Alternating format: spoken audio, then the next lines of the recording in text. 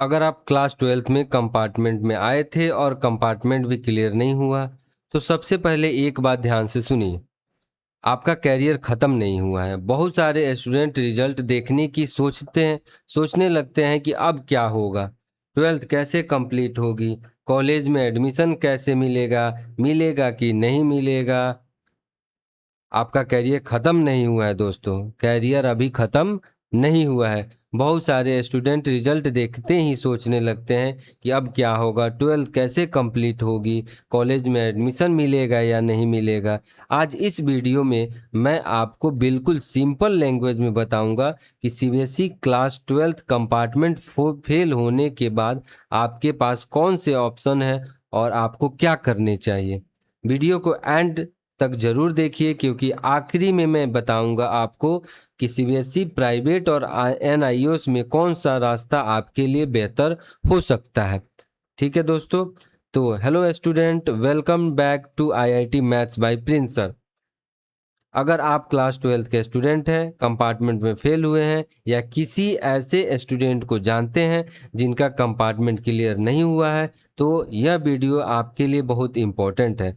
सबसे पहले पैनिक मत कीजिए। एक एग्जाम में फेल होना आपकी पूरी जिंदगी का रिजल्ट नहीं है। अब हम स्टेप बाय स्टेप समझते हैं कि आगे क्या करना चाहिए। ठीक है, सबसे पहले सबसे पहले आप अपना रिजल्ट देखना है और यह समझना है कि आपकी कैटेगरी क्या है। क्या आपका रिजल्ट कंपार्टमेंट है, क्या आपने पहले कंपार्टमेंट दिया था और फिर भी क्लियर नहीं हुआ, या आप सीबीएसई में फुल सब्जेक्ट दोबारा देना चाहते हैं। क्योंकि हर स्टूडेंट के लिए रास्ता एक जैसा नहीं होता है, इसलिए बिना जानकारी के कोई डिसीजन मत लीजिए। अब बात करते हैं सीबीएसई की। सीबीएसई क्लास 12th में कंपार्टमेंट कैंडिडेट के लिए सक्सेसिव चांसेस का प्रोविजन होता है। ठीक है, एक एक करके हम लोग समझते हैं, तो वीडियो को लास्ट तक जरूर जुड़े रहिएगा, सभी इंफॉर्मेशन आपको मैं बताऊंगा। ठीक है दोस्तों, ओके। तो क्लास 12th कंपार्टमेंट के बाद क्या करना है, ठीक है ना। तो आपको पहले पास होने के लिए नेक्स्ट कौन सा एग्जाम होगा। ठीक है, 3 तरह के एग्जाम है, एक सीबीएसई प्राइवेट है, एक एनआईओएस है, एक स्टेट बोर्ड है। पास होने के लिए नेक्स्ट एग्जाम कौन कौन से, 3 ऑप्शन है जो कि आपको 12th में पास करा सकते हैं। तो एक एक पॉइंट पे डिस्कशन करेंगे, हम लोग चर्चा करेंगे, आप लोग वीडियो में लास्ट तक जुड़े रहिएगा।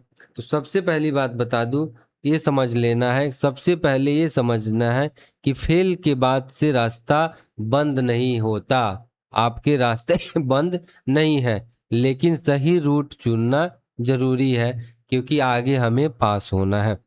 आपका अगला एग्जाम आपके एग्जैक्ट स्टेटस पे डिपेंड करता है, कंपार्टमेंट, एसेंशियल रिपीट, फेल या तीसरी चांस कैटेगरी। ठीक है, जैसे आपको एक बात बता दूं कि आपने 2026 में सीबीएसई मेन एग्जाम दिया, समझिएगा, सीबीएसई मेन एग्जाम दिया, ठीक है, और क्लियर नहीं कर पाए। फिर आपने क्या दिया, कंपार्टमेंट दिया। ठीक है, 2026, ठीक है, इसमें भी आप क्या हो गए, फेल हो गए। ठीक है, तो 2 बार फेल हो गए। ठीक है, अब हम लोग को मेन एग्जाम के बाद से 3 चांस मिलता है दोस्तों, 3 चांस मिलता है।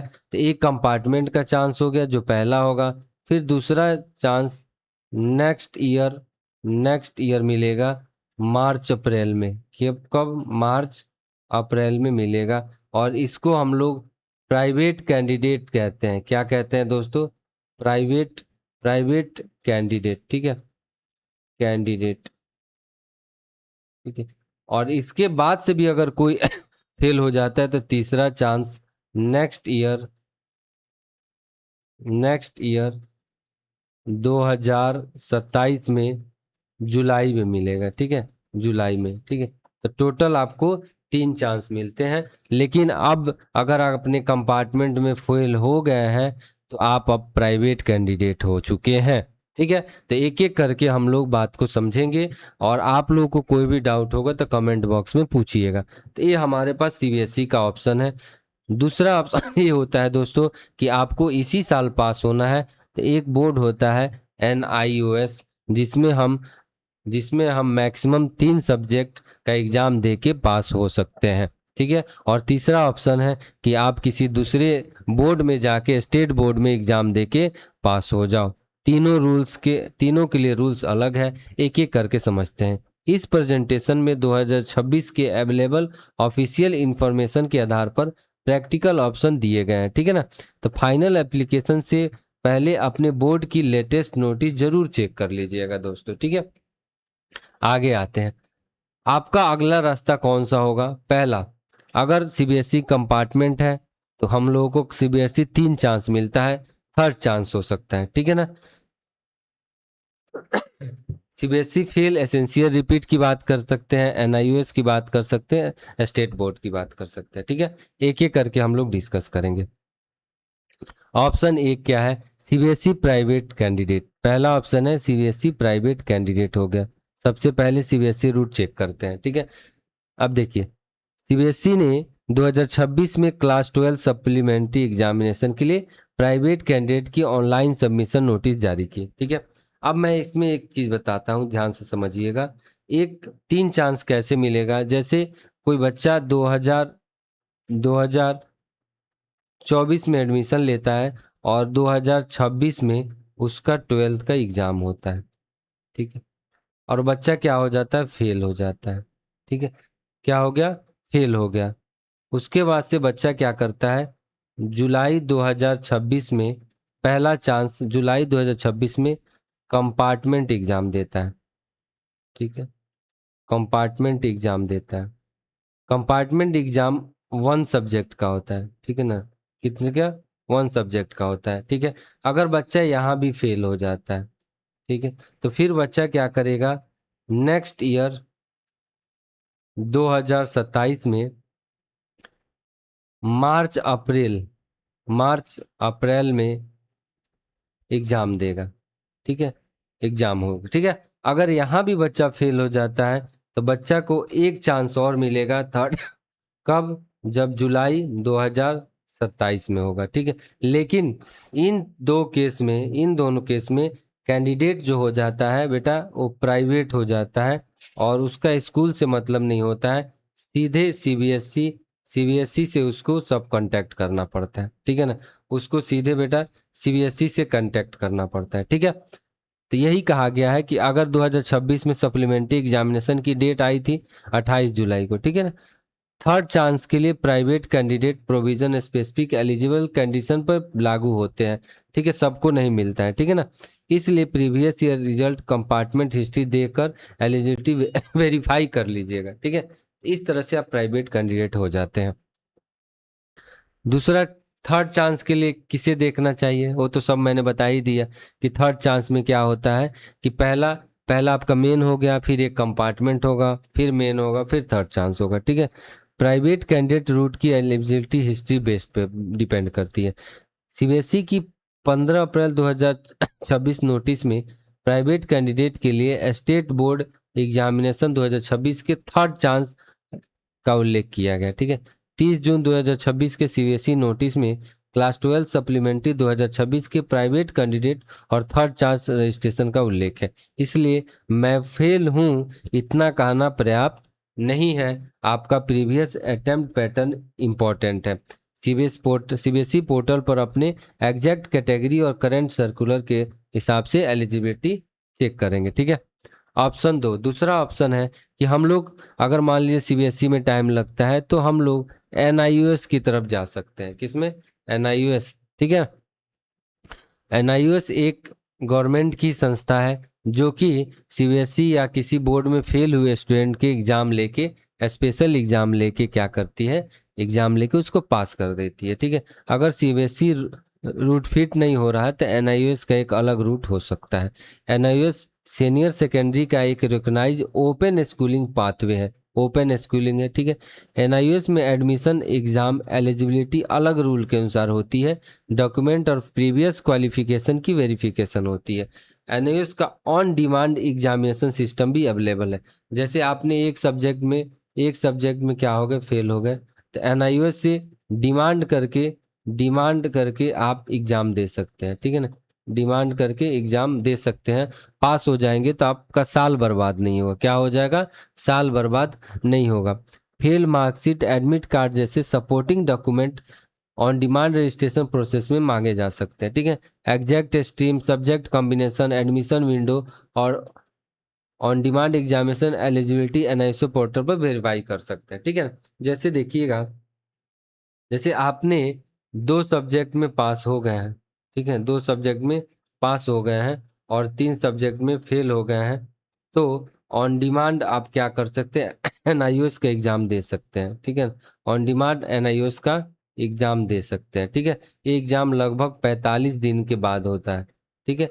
लगभग 45 दिन लगते हैं इसमें एग्जाम में। ठीक है ना। फिर आप एग्जाम देके पास कर सकते हो। ठीक है बेटा। और बहुत जानकारी के लिए आप लोग कमेंट बॉक्स करिएगा। एनआईएस चुनने से पहले 4 चीजें चेक कर लीजिएगा। ठीक है। 4 चीजें चेक कर लेते हैं। आपकी एलिजिबिलिटी, ठीक है, प्रीवियस बोर्ड और क्वालिफिकेशन, आपके रिक्वायर्ड सब्जेक्ट और एनआईओएस में अवेलेबल सब्जेक्ट कॉम्बिनेशन, वो भी कॉम्बिनेशन जरूर देखना चाहिए क्योंकि आप साइंस के स्टूडेंट हैं तो एनआईओएस में कॉम्बिनेशन होना जरूरी है। एडमिशन एग्जाम विंडो और फी, जिस कॉलेज एंट्रेंस एग्जाम में एडमिशन चाहिए वहाँ एनआईओएस सर्टिफिकेट मान्य है कि नहीं है, उसको भी आप लोग को चेक करके तब एनआईओएस चूज करना चाहिए। ठीक है। बहुत ध्यान से चूज करना है।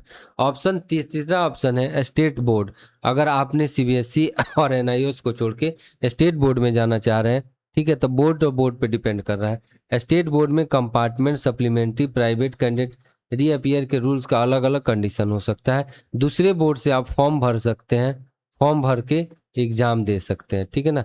एग्जाम दे के पास हो जाओगे। ठीक है ना। एग्जाम दे के पास हो जाओगे। ठीक है। वो आपका बात करना पड़ेगा स्टेट बोर्ड के ऑफिस में। ठीक है। अपने स्टेट बोर्ड की ऑफिशियल वेबसाइट पर class 12 private student fail candidate notice देखना होगा।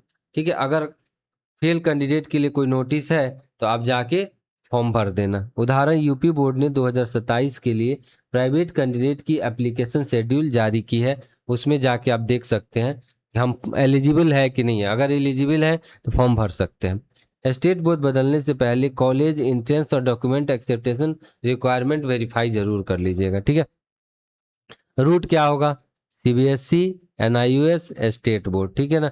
देखिए सीबीएसई में क्या हो गया, अगर आप फेल हो गए कंपार्टमेंट में तो 1 साल आपका बर्बाद हो जाएगा। ठीक है। एनआईयूएस में कितना लगता है?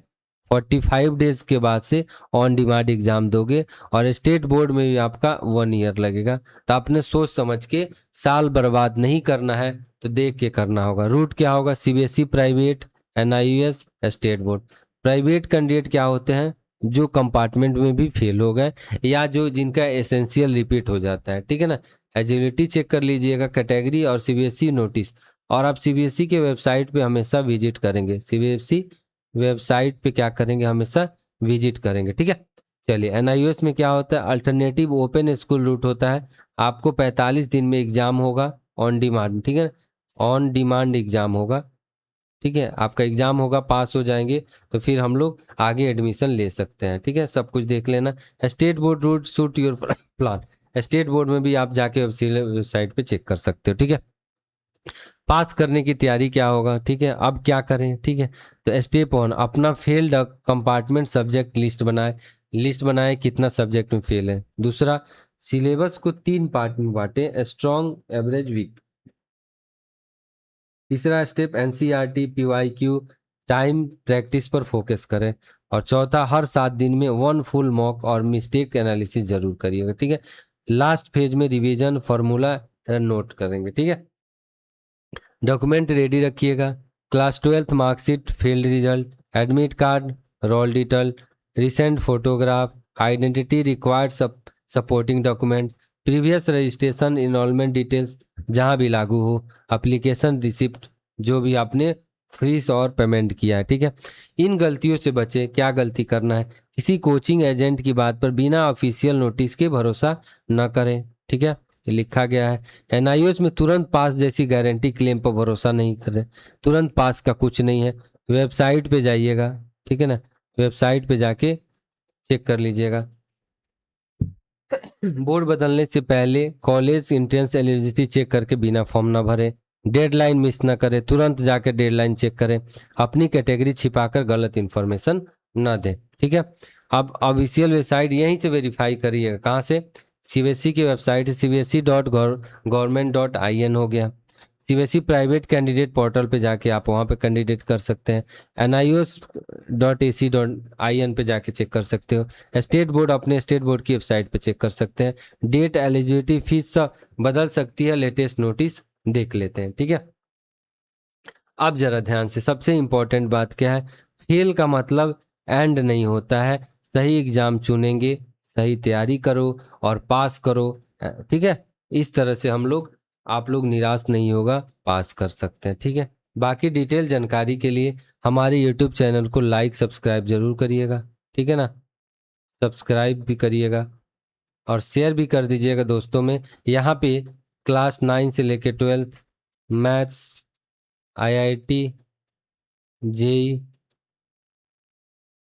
क्लासेस चलती है। ठीक है ना, यहाँ पे ऐसी क्लासेस चलती है। तो दोस्तों, और भी कोई विशेष जानकारी होगा तो कमेंट बॉक्स में कमेंट करके बताइएगा। Thank you.